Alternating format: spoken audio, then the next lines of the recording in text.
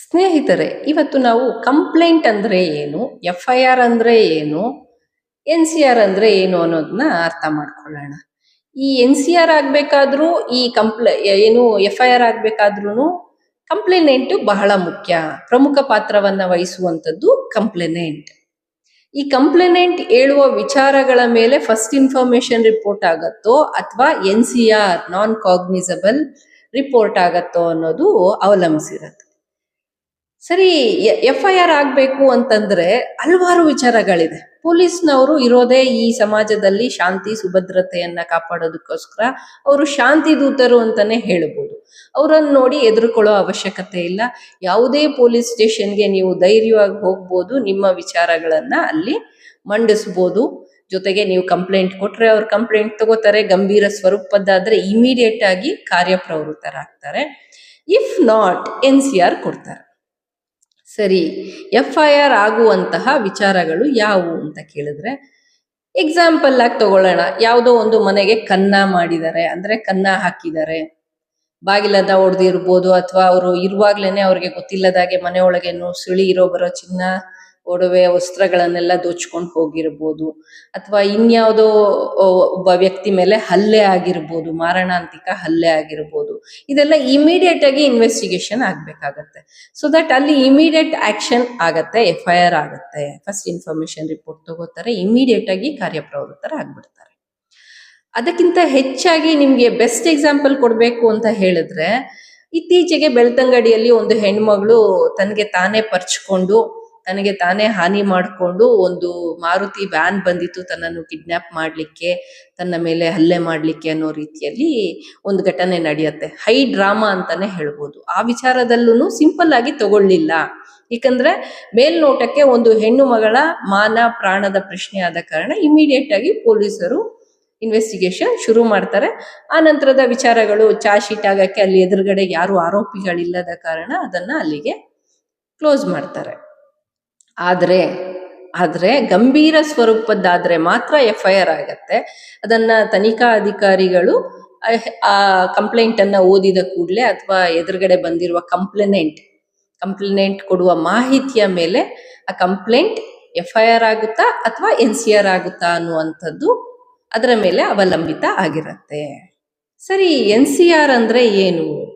NCR ಅಂದ್ರೆ ಈಗ ಇತ್ತೀಚೆಗೆ ಇದು ಕೂಡ ಹೈಕೋರ್ಟ್ ಅಲ್ಲೇ ಚರ್ಚೆ ಆದ ವಿಚಾರ. ಹೈಕೋರ್ಟ್ ಅಲ್ಲಿ ವಕೀಲರು ಕೇಳ್ತಾರೆ, ಅಲ್ಲ ಕುಕ್ಕರು ಕೂಗತ್ತೆ, ತುಂಬಾ ಜೋರಾಗಿ ಕೂಗತ್ತೆ ಅಂತ ಹೇಳ್ಬಿಟ್ಟು ಕಂಪ್ಲೇಂಟ್ ಮಾಡಿ ಅದನ್ನ ಇಲ್ಲಿವರೆಗೂ ತಗೊಂಡು ಬಂದಿದ್ದೀರಲ್ರಿ ಹೈಕೋರ್ಟ್ ವರೆಗೆ ಅಂತ ಗರಂ ಆಗ್ತಾರೆ. ಯಾಕೆ ಗರಂ ಆಗ್ತಾರೆ ಅಂದ್ರೆ, ಹೌದು ಸ್ನೇಹಿತರೆ, ನಾವೊಂದು ಅರ್ಥ ಮಾಡ್ಕೊಳ್ಬೇಕು. ಈಗ ಯಾವುದೇ ಒಂದು ವಿಚಾರ ಇರ್ಬೋದು, ಅದು ಗಂಭೀರ ಸ್ವರೂಪದ ಅಲ್ವಾ ಅನ್ನುವಂಥದ್ದು ಈ ಕಂಪ್ಲೇನೆಂಟ್ ಆದವ್ರಿಗೇನೆ ಅವರ ಒಂದು ಮನಸ್ಸಲ್ಲಿ ಅರ್ಥ ಮಾಡ್ಕೊಳ್ಬೇಕಾಗತ್ತೆ. ಯಾಕಂದ್ರೆ ಒಂದು ದಿನಕ್ಕೆ 300-400 ಕೇಸ್ಗಳು ರಿಜಿಸ್ಟರ್ ಆದ್ರೆ ಅಲ್ಲಿ ಕೋರ್ಟಲ್ಲಿ ಇರ್ಬೋದು ಅಥವಾ ಅಲ್ಲಿ ಏನು ಪೊಲೀಸರು ಇರ್ಬೋದು, ಎಲ್ರಿಗೂ ಇದು ಕಿರಿಕಿರಿನೇ. ಅಶಾಂತಿಯನ್ನ ಶಾಂತಿಗೊಳಿಸ್ಬೇಕು, ತಿಳಿಗೊಳಿಸ್ಬೇಕು ಸಮಾಜದಲ್ಲಿ ಯಾವುದೇ ಅಹಿತಕರ ಘಟನೆ ನಡಿಬಾರದು ಅನ್ನೋದು ನಮ್ಮ BNS ಕಾನೂನು ಇರುವಂತದ್ದು, ನಮ್ಗೆ ಸಂವಿಧಾನ ಕೊಟ್ಟಿರುವಂತದ್ದು. ಆದ್ರೆ ಎಲ್ಲದಕ್ಕೂ ಕುಕ್ಕರ್ ಕೂಗ್ತಾ ಇದೆ, ನಾಯಿ ಬೊಗಳ್ತಾ ಇದೆ, ಅಥವಾ ಸಣ್ಣ ಸಣ್ಣ ವಿಚಾರಗಳಿಗೂ FIR ಮಾಡುವಂಥದ್ದು, ಇದು ನಿಜವಾಗ್ಲೂ ನಿಮ್ಮ ಮನಸ್ಸಿಗೂ ಕಿರಿಕಿರಿ, ಮಾನಸಿಕ ಅಶಾಂತಿಯನ್ನು ನಿಮಗೆ ನೀವೇ ಕೊಟ್ಕೊಳ್ಳುವಂಥದ್ದು. ಮೊದಲನೇದಾಗಿ, ಈಗ ಸೋಷಿಯಲ್ ಮೀಡಿಯಾದಲ್ಲೂ ನೀವು ಗಮನಿಸ್ಬೋದು, ಸುಮ್ಮನೆ ಹೋಗೋದು FIR ಮಾಡಿಸೋದು, ಸುಮ್ಮನೆ ಹೋಗೋದು ಇನ್ನೇನೋ ಒಂದು ಮಾಡಿಸೋದು. ಇದು ನಿಮ್ಮ ಸಮಯವನ್ನು ವ್ಯರ್ಥ ಮಾಡುವುದರ ಜೊತೆಗೆ ಎದುರಿನವರ ಸಮಯ, ಸರ್ಕಾರದ ಹಣ. ಅಂದ್ರೆ ಯಾಕೆ ಸರ್ಕಾರದ ಹಣ ಅಂತ ಹೇಳ್ತೇನೆ ಅಂತ, ಅಧಿಕಾರಿಗಳು ಕೂಡ ಪಾಪ ಇದ್ರ ಹಿಂದೆ ಹೋಗ್ಬೇಕು. ಅದಕ್ಕೆ ಹೇಳುವಂಥದ್ದು, ಸ್ವಲ್ಪ ಆಲೋಚನೆ ಮಾಡಬೇಕು ಕಂಪ್ಲೇನೆಂಟ್. ಇದರಿಂದ ನನಗೆ ಅಥವಾ ನಮ್ಮ ಸಮಾಜಕ್ಕೆ ಎಷ್ಟು ದೊಡ್ಡ ನಷ್ಟ ಆಗಿದೆ ಅನ್ನುವಂಥದ್ದು. ಈಗ ಯಾವುದೋ ಒಂದು ಸೋಷಿಯಲ್ ಮೀಡಿಯಾದಲ್ಲಿ ಒಂದು ಸ್ಟೇಟ್ಮೆಂಟ್, ಹೇಳಿಕೆಯನ್ನ ಕೊಟ್ರು. ಅದು ರಾಜಕೀಯ ಪ್ರೇರಿತವಾ, ವೈಯಕ್ತಿಕವಾಗಿ ಕೊಟ್ಟಿದಾರ, ಇದನ್ನೆಲ್ಲ ಗಮನಿಸ್ಬೇಕಾಗತ್ತೆ. ಅದು ಎಷ್ಟು ತೀವ್ರ ಮಟ್ಟಕ್ಕೆ ಸಮಾಜದ ಮೇಲೆ ಪರಿಣಾಮ ಬೀರತ್ತೆ ಅನ್ನುವಂಥದ್ದು. ಸಣ್ಣ ಪುಟ್ಟ ವಿಚಾರಗಳಲ್ಲೆಲ್ಲ ಹೋಗಿ ಈ ರೀತಿಯಾಗಿ ಹೇಳ್ಬಿಟ್ರು, ಇವರೇ ಯಾರು ಅಂತ ಒಂದು 10 ಜನಕ್ಕೆ ಗೊತ್ತಿರಲ್ಲ. ಅವ್ರಿಗೆ ಫಾಲೋವರ್ಸೇ ಒಂದು 100 ಜನ ಇರಲ್ಲ ಅನ್ಕೊಳ್ಳಿ. ಒಂದು 10,000 ಜನ ಇದ್ರು ಅದ್ರಲ್ಲಿ ನೋಡೋದು ಒಂದು 100 ಜನನೋ 200 ಜನನೋ. ಆ 100 ಜನ 200 ಜನಕ್ಕೆ ಇವ್ರು ಏನ್ ಜಗಳ ಮಾಡ್ಕೋತಾ ಇದ್ದಾರೆ ಇಬ್ರು ಅನ್ನುವಂಥದ್ದು ಗೊತ್ತಿರಲ್ಲ. ಇವರು ಆ ಕಂಪ್ಲೇಂಟ್ ಅನ್ನ ತಗೊಂಡೋಗಿ ಆ ಆಫೀಸರು ಪಾಪ ಯಾವತ್ತು ಸೋಷಿಯಲ್ ಮೀಡಿಯಾದಲ್ಲಿ ಆ ವಿಚಾರವನ್ನು ನೋಡೇ ಇರಲ್ಲ. ಅದ್ರ ಬಗ್ಗೆ ಅವರು ಈಗ FIR ಮಾಡ್ಬೇಕು. ಏನ್ರಿ ಇದು ತಲೆನೋವು ಅಂತ ಅನ್ಸಲ್ವಾ? ಆ ವಿಚಾರ ನಂತರ FIR ಆಗಿ ಅದು ಚಾರ್ಜ್ ಶೀಟ್ ಆಗಿ ಅದು ಬೆಂಚ್ಗೆ ಹೋದಾಗ ಜಡ್ಜರಿಗೆ ಹೇಗೆ ಅನ್ನಿಸ್ಬೇಡ ಹೇಳಿ.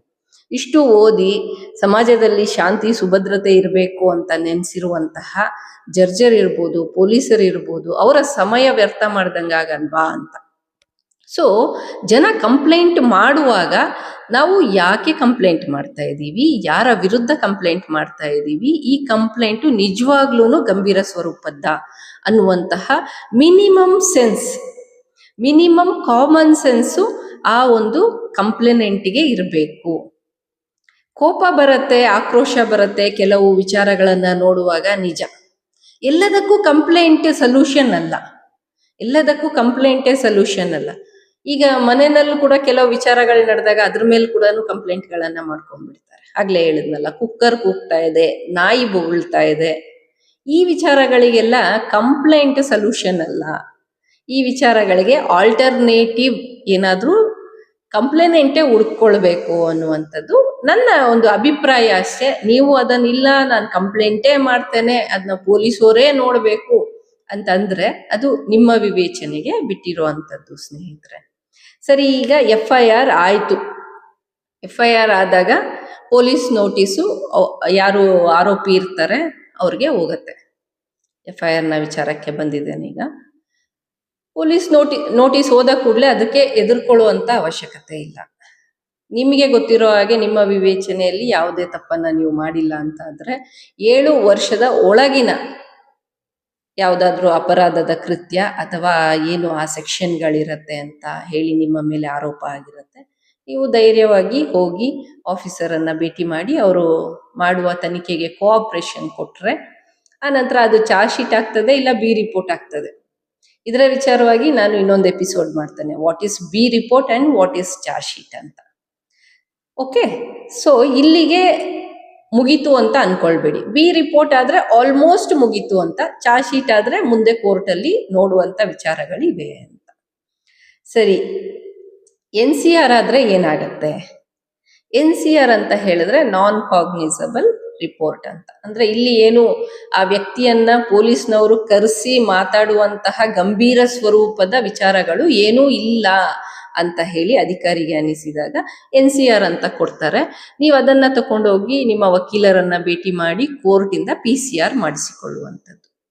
ಆಗ 175 ಅಲ್ಲಿ ನೀವು ಇನ್ವೆಸ್ಟಿಗೇಷನ್ ಮಾಡಬೇಕು ಅಂತ ಕೋರ್ಟು ಪೊಲೀಸ್ ಸ್ಟೇಷನ್ಗೆ ಆರ್ಡರ್ ಮಾಡುತ್ತೆ. ಆಗ ಆ ಪೊಲೀಸ್ನವರು ಕಾರ್ಯಪ್ರವೃತ್ತರಾಗ್ತಾರೆ ಅಂತ. ಸೊ ಇಲ್ಲಿ ಮುಖ್ಯ ಪಾತ್ರ ವಹಿಸುವಂಥದ್ದು ಕಂಪ್ಲೇನೆಂಟ್ ಯಾವಾಗ್ಲೂ ಗಂಭೀರ ಸ್ವರೂಪದ್ದಾದ್ರೆ ಮಾತ್ರ ಸ್ಟೇಷನ್ಗೆ ಹೋಗ್ಬೇಕಾಗತ್ತೆ. ಯಾಕೆ ಹೇಳ್ತಾ ಇದ್ದೀನಿ ಅಂದ್ರೆ, ಇತ್ತೀಚೆಗೆ ಸೋಷಿಯಲ್ ಮೀಡಿಯಾದಲ್ಲಿ ಇರ್ಬೋದು, ಸಣ್ಣ ಸಣ್ಣ ವಿಚಾರಗಳಿಗೆ ನಮ್ಮ ಮನೆ ಪಕ್ಕದವರು ಬೊಬ್ಬೆ ಹೊಡಿತಾ ಇದ್ದಾರೆ, ಅಲ್ಲಿ ಮ್ಯೂಸಿಕ್ ಹಾಕ್ಬಿಟ್ಟಿದ್ದಾರೆ, ಇವೆಲ್ಲ ಟೆಂಪರವರಿ ಪ್ರಾಬ್ಲಮ್ಸಿಗೆ ಪೊಲೀಸ್ ಸ್ಟೇಷನ್ಗೆ ಹೋಗಿ ಅಧಿಕಾರಿಗಳಿಗೆ ಜೊತೆಗೆ ನ್ಯಾಯಾಂಗ ವ್ಯವಸ್ಥೆಗೆ ತೊಂದರೆ ಕೊಡುವಂತಹ ಕಂಪ್ಲೇಂಟ್ಸ್ ಕಡಿಮೆ ಆದರೆ ಒಳ್ಳೆಯದು ಅನ್ನೋದು ನನ್ನ ಅಭಿಪ್ರಾಯ. ಅದರಿಂದ ಈ ವಿಚಾರಗಳನ್ನ ನಿಮ್ಮ ಮುಂದೆ ಇಡ್ತಾ ಇದ್ದೀನಿ. ಹೌದು ಅನ್ಸಿದ್ರೆ ಲೈಕ್ ಮಾಡಿ, ಶೇರ್ ಮಾಡಿ, ಕಮೆಂಟ್ ಮಾಡಿ. ಜೊತೆಗೆ ನಿಮಗೆ ಯಾವುದಾದ್ರೂ ಕಾನೂನು ಮಾಹಿತಿಗಳು ಬೇಕು ಅಂತ ಇದ್ರೂ ಅದ್ರ ಬಗ್ಗೆ ಕೂಡ ನೀವು ಕಮೆಂಟ್ ಮಾಡಿ ತಿಳಿಸಿ. ಅದ್ರ ಬಗ್ಗೆ ಮುಂದಿನ ದಿನಗಳಲ್ಲಿ ವಾರಕ್ಕೊಂದು ಅಟ್ಲೀಸ್ಟ್ ಕಾನೂನು ಮಾಹಿತಿ ವಿಡಿಯೋಗಳನ್ನ ನಿಮಗೆ ನಾನು ಮಾಡ್ತೇನೆ ಅಂತ ಹೇಳ್ತೇನೆ. ಜೊತೆಗೆ thank you for watching this video. Don't forget to subscribe my YouTube channel Shailaja Amarnath. Thank you friends.